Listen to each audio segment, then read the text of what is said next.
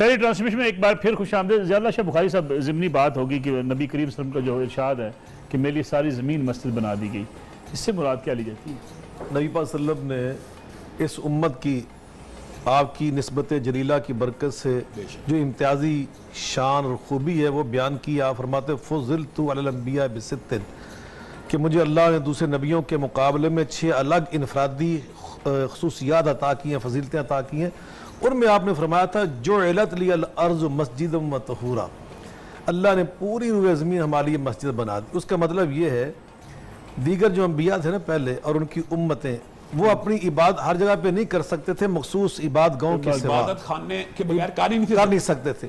تو اب ہمارے لیے اجازت ہے کہ آپ ریلوے اسٹیشن پہ ہیں, آپ ایئرپورٹ پہ ہیں, آپ لاری اڈے میں ہیں, آپ سفر میں, اپنے صف بچھائیں, جہاں بھی آپ کو بس زمین کا پاک ہونا ضروری ہے. ٹھیک, وہاں دل کرے نماز پڑھیں, بیت الخلاء نہ ہو, وہ جانوروں گندگی نہ ہو, اس طرح کی چیزیں نہ ہو, باقی ساری روئے زمین, وہ چاہے پکی جگہ ہے چاہے وہ صحرا ہے, کچھ بھی ہے. تو یہ آپ نے اس میں وہ وسعت ہے نا, اس میں اسلام میں چونکہ وسعت ہے, یہ سارے دین سارے دنیا میں سمجھ گیا. لیکن یہ جو مسجد میں جو بچہ ٹوپی کے بغیر نماز پڑھ ہوتا ہے, اس کو کئی جو ہے ہمارے امام کئی مولانا حضرات نکالتے ہیں, چل باہر نکلتے ہی نماز نہیں ہوتی. یقیناً یہ بھی امر بالمعروف و نہی عن المنکر میں آئے گا. نہیں, میں یہ سمجھتا ہوں یہ تو امر بالمنکر ہے. نہیں, جو میں نے پہلے عرض کیا تھا نا, اگر علم ہوتا اس مولوی صاحب کے پاس تو وہ کام یہ نہ کرتا, وہ کرتا جو ابھی شام بھائی نے بیان کیا نا کہ نبی پاک صلی اللہ علیہ وسلم کی مجمع فبال اعرابی فی المسجد, عرابی نے مسجد میں پیشاب کر دیا تو صحابہ کرام نے اس کو مارنا چاہا, روکنا چاہتا, آپ فرمایا نہ اس کو چھوڑ دو.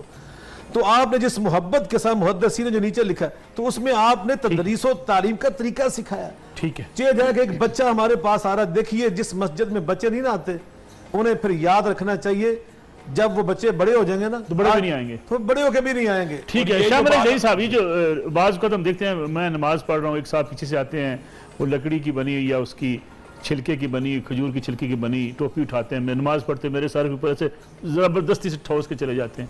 یہ رسول اللہ بھائی یہ کم علمی کی نشانی ہے, یہ تو رسول اللہ کے فرامین اور قرآن کی آیت کے خلاف ہے کہ مسجد کے اندر جب بندے نے آنا, قرآن کا حکم ہے کہ مسجد میں جانے سے پہلے زینت کو اختیار کرو, یعنی آپ کے پاس میسر لباس میں سے جو سب سے خوبصورت چیز موجود ہے آپ وہ پہن کے مسجد میں آئیں, جتنی آپ طہارت کر سکتے ہیں, جتنا وضو کر سکتے ہیں, جتنی صفائی کر سکتے ہیں وہ کر کے آئیں.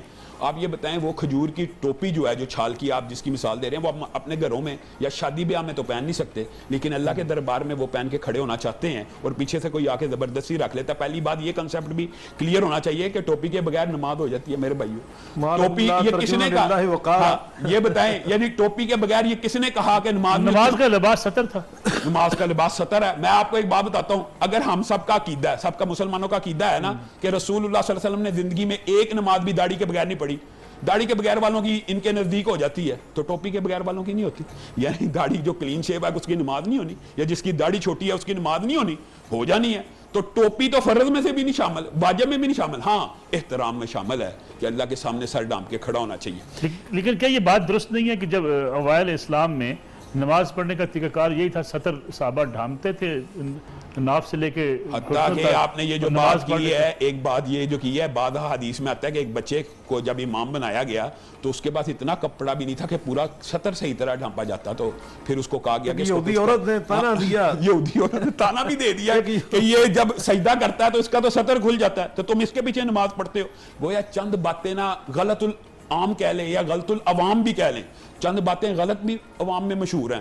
یہ جیسے ٹوپی کے بغیر نماز نہ پڑھنا, یا یہ جو آپ نے بات کی ہے یہ بالکل 100% درست ہے. صحابہ کے پاس تو اتنے کپڑے نہیں تھے ہوتے کہ کفن میسر ہو سکے, حتیٰ کہ بعض روایات کے اندر آتا ہے کہ جنازے میں مصعب ابن عمیر کے کفن کے نیچے پتے رکھنے پڑے, کہ اتنا بھی موجود نہیں تھا. جنازے میں کفن موجود نہیں ہے تو صرف سطر, لیکن سطر کی جو مرد کی حد ہے وہ آپ یہ کہہ رہے ہیں کہ ناف سے نیچے نہیں, وہ کندھے کا ڈھانپنا, کندھے سے لے کے گھٹنوں تک کا سطر موجود ہے مرد کے لیے. ٹھیک ہے. اس میں حضرت مولانا سید داؤد غدنوی رحمۃ اللہ علیہ اور حضرت شیخ الحدیث مولانا اسماعیل سلفی رحمۃ اللہ علیہ فتویٰ ہے کہ سر ڈھانپ کر جب اور اچھے کپڑے کے ساتھ, رومال ہو, اچھی ٹوپی ہو, خوبصورت, یہ افضل ہے, بہتر ہے, یہ تو بہتر ہے. ٹھیک ہے. شہباز فریدی صاحب سے ہم نعت رسول مقبول سن لیتے ہیں, اس کے بعد سحری ٹرانسمیشن کا اختتام ہوگا.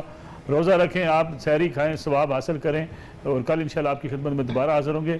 لیکن آپ کو نعت سناتے ہیں جناب شہباز فریدی صاحب سے. اس کرم کا کروں شکر کیسے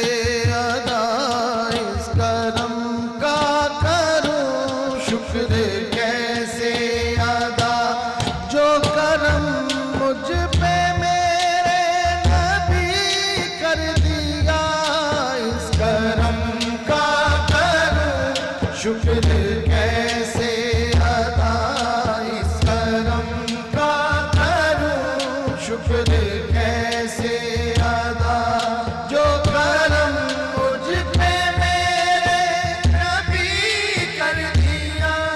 میں سجاتا تھا سرکار کی محفلیں، میں سجاتا تھا سرکار کی محفلیں، مجھ کو ہر غم سے رب نے بری کر دیا، اس کرم کا کروں شکر کیسے ادا، اس کرم کا کروں شکر کیسے ادا۔ ذکر سرکار کی ہے بڑی برکتیں، ذکر سرکار کی ہے بڑی برکتیں، مل گئی راحت عظمت رفعتیں، میں گناہگار تھا بے عمل تھا مگر، میں گناہگار تھا بے عمل تھا مگر، مصطفیٰ نے مجھے جنتی کر دیا، اس کرم کا کروں شکر